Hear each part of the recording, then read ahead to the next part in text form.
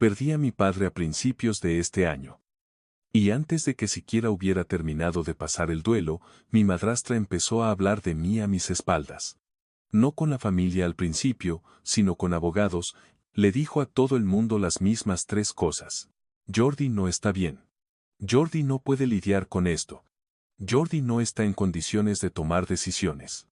Yo no estaba bien, pero tampoco era lo que ella decía. Yo era el único que parecía entender lo que estaba pasando, y era yo quien tenía que demostrarlo. Mi nombre es Jordi Carrillo de Albornoz.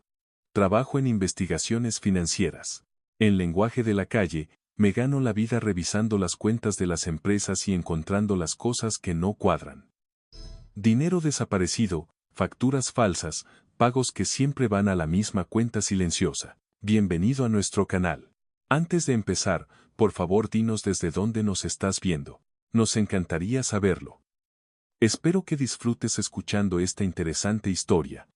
Es un trabajo lento y de mucha paciencia. Te sientas con hojas de cálculo hasta que los números empiezan a contarte una historia. Mi familia nunca entendió realmente a qué me dedicaba. Mi padre tampoco lo entendió del todo nunca. Pero aquí está el detalle, él preguntaba. Cada vez, preguntaba. Me llamaba y me decía, Jordi, ¿qué vas a hacer esta semana? Cuéntamelo con palabras sencillas. Y yo intentaba explicárselo y él escuchaba como si realmente importara. Algunas personas demuestran amor con grandes gestos. Mi padre demostraba amor haciendo pequeñas preguntas y queriendo saber de verdad la respuesta. El nombre de mi padre era Carlos. Era el hombre más tranquilo que he conocido. Él me crió. Mi madre falleció cuando yo era pequeño. Éramos solo nosotros dos en un piso pequeño con una nevera ruidosa y unas persianas del balcón que había que arreglar cada 2 veranos. Se volvió a casar años después. Ahí es donde entra Macarena. Pero me estoy adelantando. Primero quiero hablaros de las mañanas de domingo, porque si no sabéis sobre eso, no entenderéis el resto de esto. Cada domingo por la mañana, mi padre me llamaba. Daba igual lo que yo estuviera haciendo, en qué zona horaria estuviera o lo ocupados que fingiéramos estar los dos. Él llamaba, me decía, ¿cómo estás, hijo? ¿Qué has comido esta semana? ¿Qué tal el tiempo por allí? Siempre preguntaba primero por el tiempo. No porque le importara tanto la meteorología. Creo que simplemente le gustaba tener un pequeño lugar por donde empezar, una puerta segura por la que pasar antes de llegar a cualquier otra cosa. A veces, toda la llamada duraba 5 minutos, a veces eran 15. A veces yo iba caminando hacia mi coche y apenas podía escucharle por el viento, pero ahí estaba. Cada domingo durante años, el sonido de la voz de mi padre preguntando por el tiempo fue la cosa más fiable de mi vida adulta. La mañana que lo perdí era un martes. Fue un problema del corazón. Se fue rápido. Las semanas previas no lo fueron. Fue el tipo de llamada en la que la persona al otro lado dice que lo siente y tú ya sabes lo que va a decir antes de que termine la frase. No llegué a tiempo. Conduje de todos modos. Me senté en el aparcamiento del hospital durante un buen rato después de que me lo dijeran, no lloré allí mismo. Creo que estaba demasiado sorprendido. Puedes saber que alguien tiene una afección cardíaca y, aún así, no estar preparado. La última vez que habíamos hablado fue el domingo anterior. Habíamos hablado del tiempo. Luego hablamos de un gato callejero que se había colado en su garaje. Después me preguntó qué había comido esa semana y le dije que me había hecho un cocido. Él dijo, eso está muy bien, hijo. Nada importante. Nada que yo hubiera apuntado o querido recordar de antemano. Tal vez ese era el punto. Tal vez las conversaciones importantes son aquellas que no sabes que estás teniendo. El primer domingo después de su fallecimiento, preparé el desayuno para 2. No fue mi intención. Lo hice automáticamente. De la misma forma en que te mueves por una habitación a oscuras porque tus pies saben dónde están los muebles. Puse 2 platos en la encimera. Luego me detuve. Miré el segundo plato. Lo cogí y lo volví a guardar en el armario. Me quedé allí parado un segundo con la mano en la puerta del armario. Luego volví a mi café como si nada hubiera pasado. El duelo no siempre llega como una ola gigante. A veces llega en la pequeña cosa equivocada que hace sin pensar. Mi amiga de toda la vida, Alba, vino al funeral. Me conoce desde que éramos unos críos. También conocía a mi padre. Cuando venía a mi casa de pequeña, mi padre le decía, ¿cómo estás, hija? De la misma forma en que me lo decía a mí. En el funeral, se sentó a mi lado sin decir nada. No me abrazó. No pronunció un discurso sobre mi padre. No me dijo cuánto lo sentía.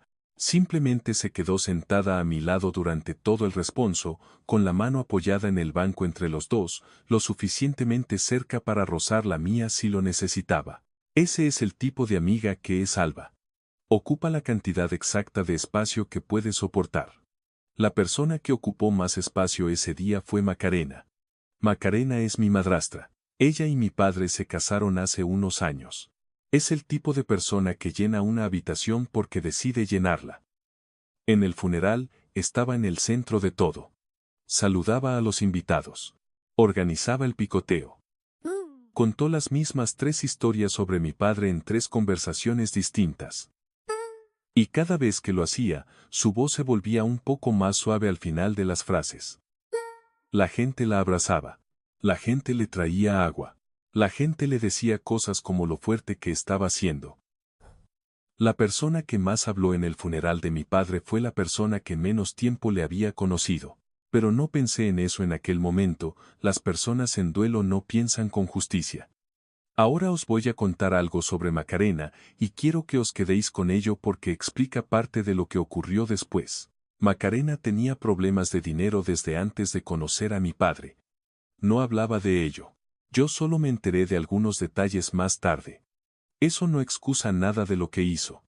Pero explica por qué fue tan rápida en actuar tras el fallecimiento de mi padre. La primera semana después del funeral, ella era todo dulzura. Cariño, tú descansa. Cariño, yo me encargo de todo. Cariño, déjame encargarme del papeleo para que no tengas que pensar en ello. Yo estaba cansado y ella sonaba amable. Ese fue mi primer error. La segunda semana, algo cambió en la forma en que la gente me hablaba. Mi tía Pilar, la hermana de mi padre, empezó a llamarme con una voz que nunca le había escuchado usar. Lenta, cautelosa. Me decía, Jordi, ¿cómo lo llevas, cariño? Se te ve muy cansado en las fotos. ¿Estás durmiendo algo? Lo decía con amor, pero no era la forma en que Pilar me había hablado jamás.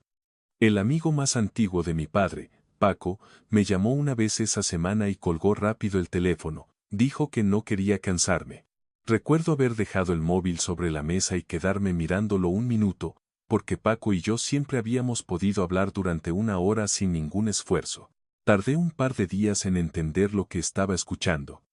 Cada persona del círculo de mi padre que había hablado con Macarena ahora me hablaba como si yo fuera de cristal. No porque creyeran que yo era de cristal, sino porque ella les había dicho que lo era. La amabilidad que ha sido colocada ahí a propósito por otra persona no se siente como amabilidad una vez que te das cuenta. Se siente como una puerta cerrándose muy lentamente. No le dije nada a nadie. Todavía no. Soy el tipo de persona que tiene que saber algo antes de hablar sobre ello. Unos 10 días después del funeral, estaba sentado en la vieja mesa de la cocina de mi padre con una caja de sus papeles delante de mí. Macarena me había dicho que ella se encargaría de las cuentas, pero yo quería ver los últimos extractos. No porque sospechara nada aún, sino porque soy una persona que lee extractos. Es a lo que me dedico. Abrí el más reciente y un pequeño detalle me llamó la atención. Una transferencia de salida, nada enorme. La típica cantidad que no destacaría si no estuvieras buscando. Estaba descrita de la forma más aburrida posible. Honorarios de consultoría. Seguí leyendo. 2 páginas después, otra. Misma cantidad. Misma descripción. Distinta semana. Dejé los extractos. Abrí uno más antiguo. Lo mismo, cogí un bolígrafo y un folio. Esto es a lo que me dedico para ganarme la vida. Empiezas a anotar el patrón y el patrón empieza a escribirse solo. Me dije a mí mismo lo mismo que me había estado diciendo durante 2 semanas, es el duelo. Estás cansado. Estás viendo cosas que no existen. Mi padre me había enseñado una regla mejor hace años, cuando empecé en este trabajo. Me dijo, Jordi, si un número parece incorrecto, vuelve a mirar. No discutas contigo mismo, simplemente vuelve a mirar. Así que volví a mirar, y cuanto más miraba, más claro se volvía. Las fechas no eran al azar. Las cantidades no eran al azar. La cuenta a la que iba el dinero no iba a tener ningún nombre. Mantuve mi rostro completamente impasible porque no había nadie más en la habitación aparte de mí. Y aún así, no quería reaccionar en voz alta. Entonces comprobé la fecha más antigua, la primera transferencia. Me recosté en la silla. Solté el bolígrafo. Sentí que se me helaba el estómago antes de que mi cerebro procesara lo que mis ojos estaban viendo. La primera transferencia había salido mientras mi padre aún estaba vivo. Me quedé en aquella mesa de la cocina durante mucho tiempo con la mano sobre la boca. Seguí comprobando y volviendo a comprobar la fecha de la primera transferencia. Quería que estuviera mal, quería haberla leído mal. Seguía haciendo los cálculos en mi cabeza. Mi padre había estado ingresado en el hospital unas semanas antes de fallecer. Lo del corazón no había sido repentino.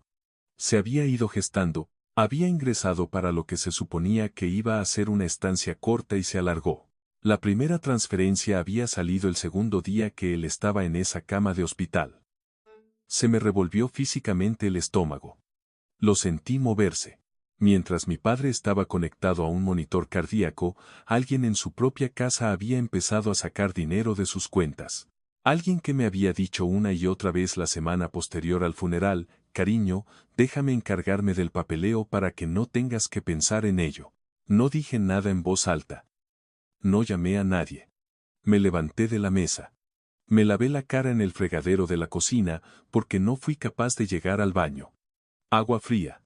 Me quedé allí goteando por un segundo, luego volví, me senté e hice lo único que sé hacer cuando algo va mal, empecé a montar un expediente.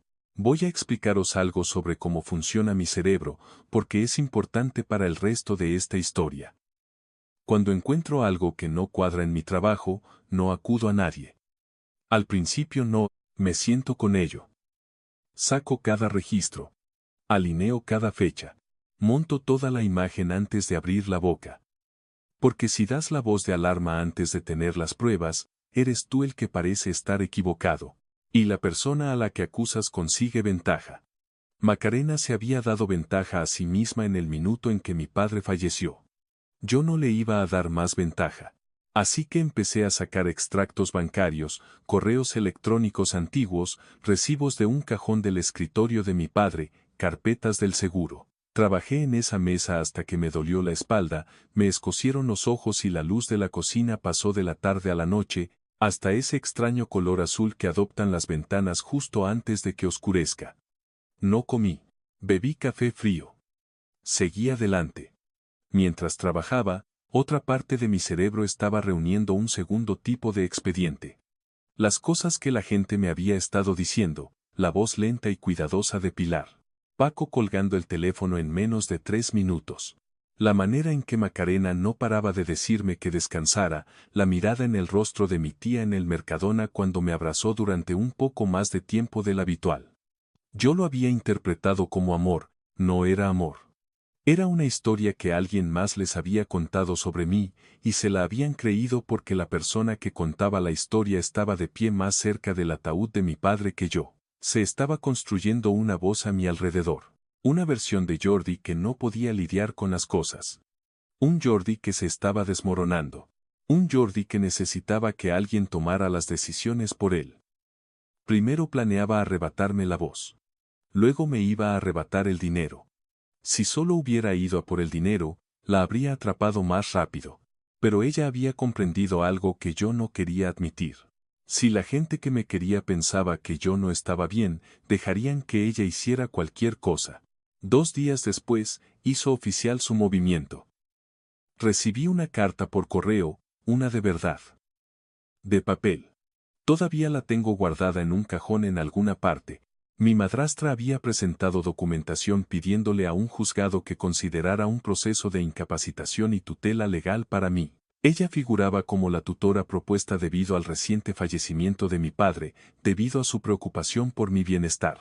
Debido al estado en el que yo me encontraba desde el funeral, lo leí de pie en la puerta de mi casa. Lo leí 2 veces. Volví a la cocina y dejé el papel boca abajo sobre la encimera.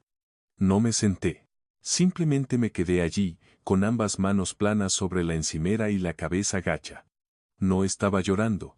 Todavía no estaba enfadado tampoco. Estaba en algún punto más allá de esas dos cosas, en esa habitación silenciosa a la que va tu cabeza cuando te das cuenta de que alguien ha estado trabajando para destruir tu vida mientras te decía que descansaras. Llamé a Pilar. No le hablé de los papeles de la tutela. Solo quería escuchar su voz sin influenciarla. Dije, tía Pilar, necesito preguntarte algo. ¿Tú crees que estoy bien? Hubo una larga pausa. Entonces dijo con su nueva y cautelosa voz, cariño, creo que necesitas hablar con un profesional. Lo dijo con amor. Podía escuchar que lo decía en serio. Esa fue la peor parte. Ella no intentaba hacerme daño. Le habían entregado una historia y la estaba sosteniendo como un vaso de agua que le hubieran pedido llevar. Le dije que me lo pensaría. Colgué el teléfono. Me senté. Luego llamé a Paco, el amigo más antiguo de mi padre, un hombre que venía a nuestra casa cuando yo era adolescente, me llamaba chaval y se burlaba de mi música. Dije, Paco, necesito hablar contigo. Dije, mi padre confiaba en ti. Necesito tu ayuda para entender una cosa. Se quedó callado. Luego dijo, Jordi, tal vez ahora no sea un buen momento para que te pongas a mirar nada complicado. Tal vez no deberías tomar ninguna decisión importante en este momento. Mantuve el móvil pegado a la oreja después de que él ya hubiera colgado. Mi mano no se movió durante un rato. Cuando por fin lo hizo, me di cuenta de que estaba apoyado en la encimera con ambas manos. No lloré.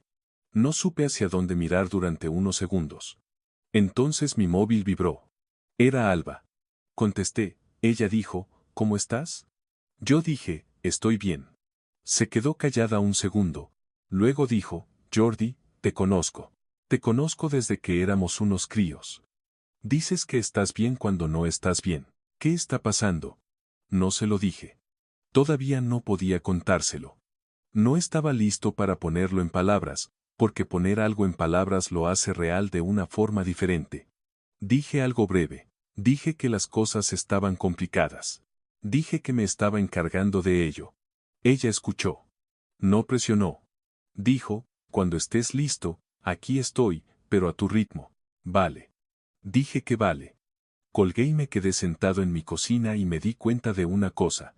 Macarena le había estado diciendo a todo el mundo que yo no estaba bien. Alba acababa de decirme en 3 palabras que ella sabía que sí lo estaba. Te conozco bien. 3 personas diferentes habían hablado conmigo esa tarde, y solo una de ellas me había hablado como si yo siguiera siendo una persona. No era la que tenía mi misma sangre. Volví a mi carpeta. Trabajé durante 3 días y 3 noches más. Extraje cada transferencia.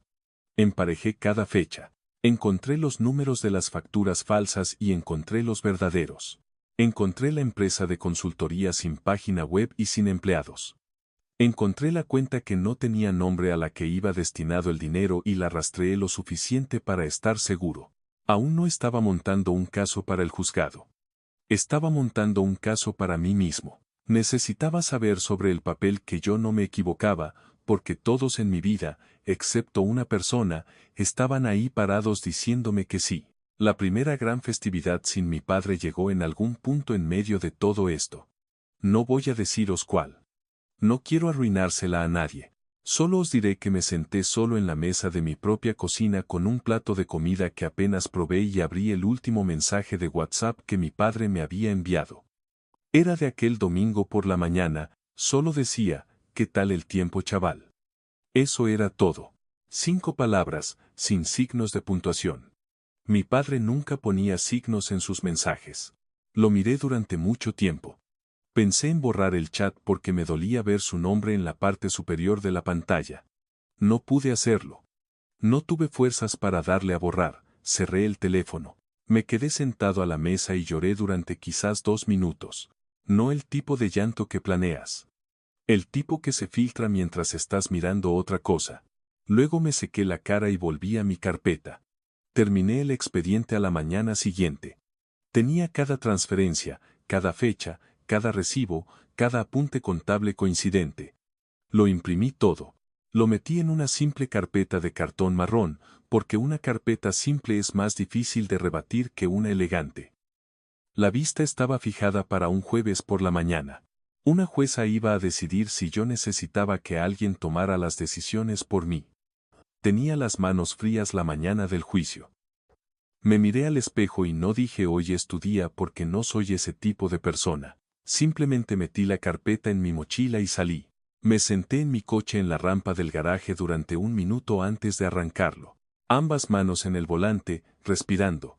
Mi móvil vibró en el portavasos. Era Alba. Decía, hoy estoy contigo. Aunque no esté en la sala, no le respondí. No podía, pero tampoco borré ese mensaje. Metí el móvil en la mochila junto a la carpeta y arranqué el coche. Cuando entré en los juzgados, Macarena ya estaba allí. Estaba a un lado del pasillo con su abogado. Estaba vestida de la forma en que se viste para todo lo importante, colores neutros, zapatos suaves, el tipo de atuendo que le dice a un juez que eres estable y razonable antes de que abras la boca. Pilar estaba de pie a su lado. Mi tía, la hermana de mi padre, la mujer que me había criado casi tanto como mi padre, estaba de pie junto a la mujer que intentaba arrebatarme la voz. Yo estaba solo en mi lado. Tenía mi carpeta en la mochila, un mensaje de mi mejor amiga en el móvil y el último mensaje de mi padre en ese mismo teléfono.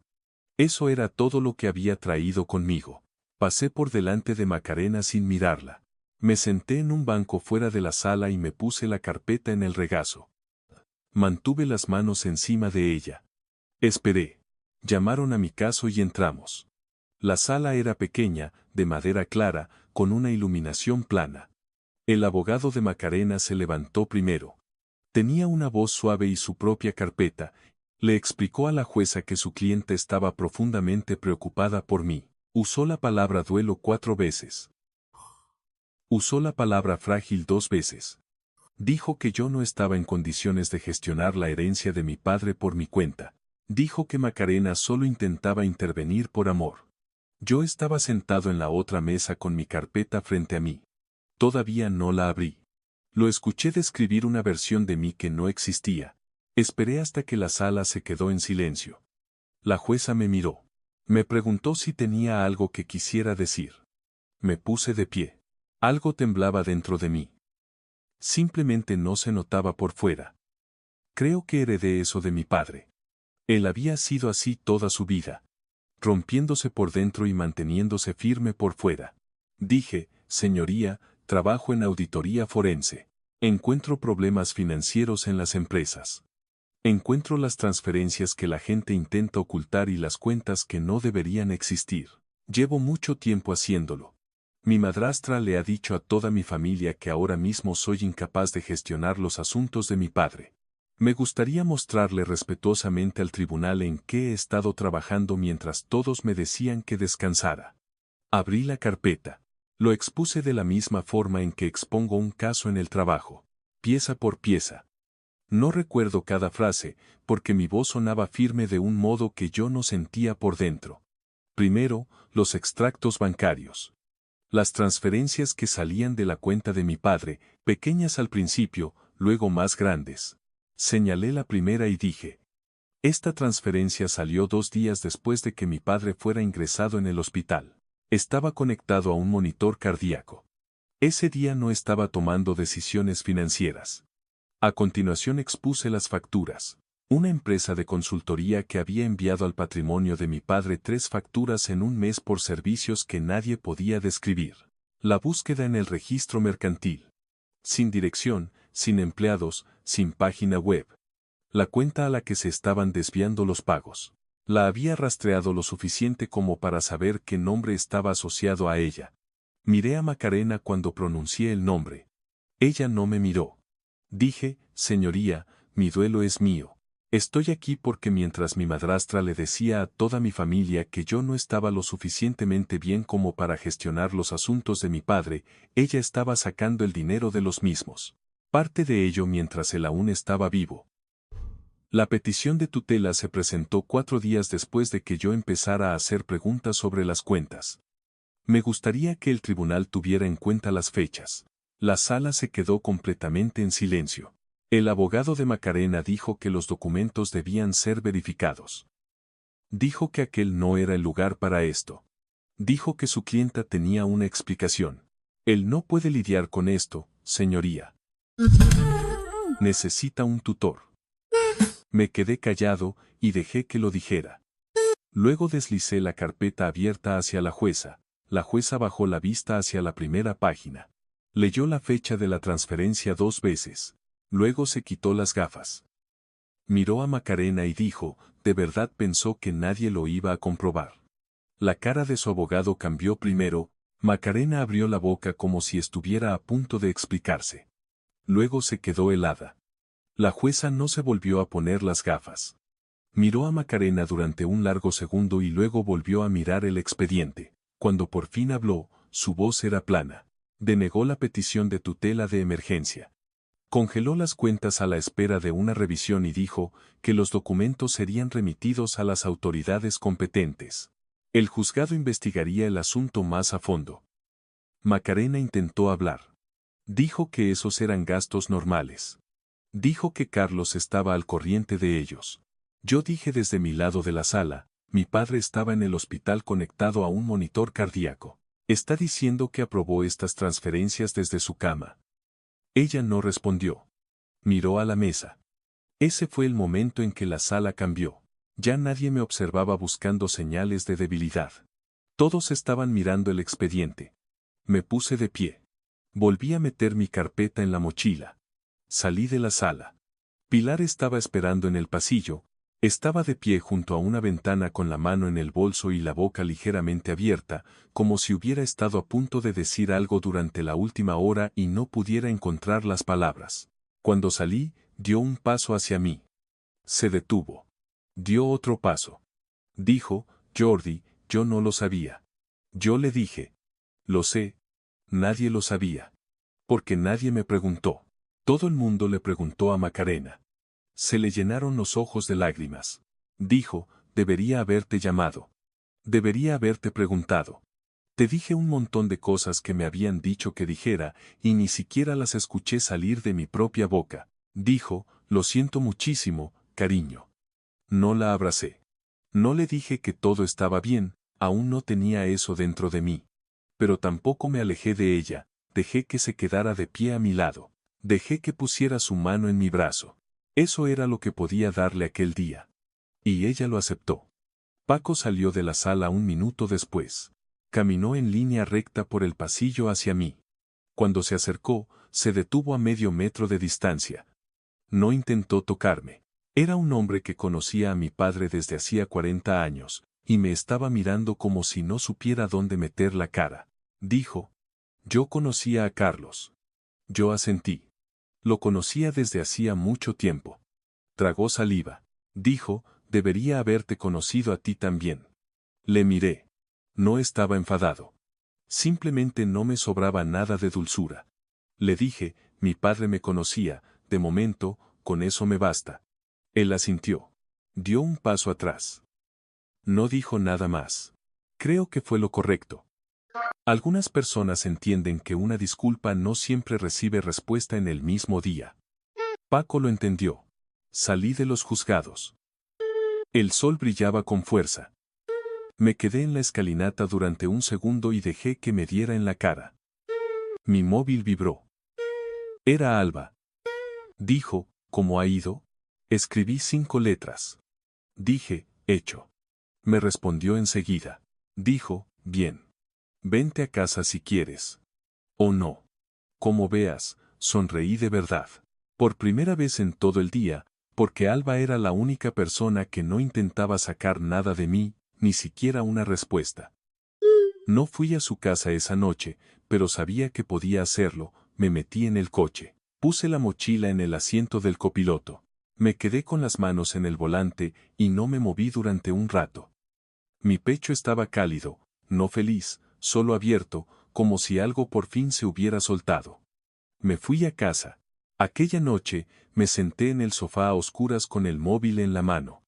Abrí el último mensaje de mi padre. ¿Qué tal el tiempo, chaval? Había mirado ese mensaje casi todos los días desde el funeral, nunca lo había borrado. Y entonces fue cuando lloré. No en el juzgado, no en el pasillo con Pilar, no en las escaleras de los juzgados, aquí solo, mirando 5 palabras de un hombre que nunca me enviaría otras. No fue un llanto ruidoso. Cuando paré, me lavé la cara en el fregadero de la cocina. Me preparé una manzanilla. Me quedé junto a la ventana durante un rato y sentí algo que no había sentido en un par de meses. Creo que era alivio. No estoy seguro. Al día siguiente, conduje hasta el cementerio para ver a mi padre. Me senté junto a la lápida un buen rato. No le llevé flores. No le llevé un discurso. Esperé un segundo como si fuera a decir algo más. No tenía nada más. Esa era toda la frase. Me puse de pie. Me sacudí la parte de atrás de los vaqueros. Caminé de vuelta a mi coche. El domingo siguiente, me levanté e hice el desayuno. Solo puse un plato. Esta vez no me pillé a mí mismo yendo a buscar un segundo plato. No sé cuándo se detuvo por fin esa costumbre. En algún lugar entre el juzgado y el césped del cementerio, supongo. Me serví el café. Me senté a la mesa de mi cocina. Miré la silla vacía frente a mí. No puse nada en ella. Luego cogí el móvil y llamé a Pilar. Contestó al segundo tono, ahora su voz era cuidadosa de una manera nueva. No el cuidado frágil que había tenido durante las semanas de Macarena. Un cuidado que intentaba hacerlo mejor. Dije, buenos días, tía Pilar. ¿Cómo estás? Me dijo que estaba bien. Le dije, me alegro. Dije, ¿qué tal el tiempo por allí? Hubo una pequeña pausa. Luego dijo, hace bueno. Soleado, un poco de frío, pero soleado. Le dije que estaba sentado en mi cocina tomando un café.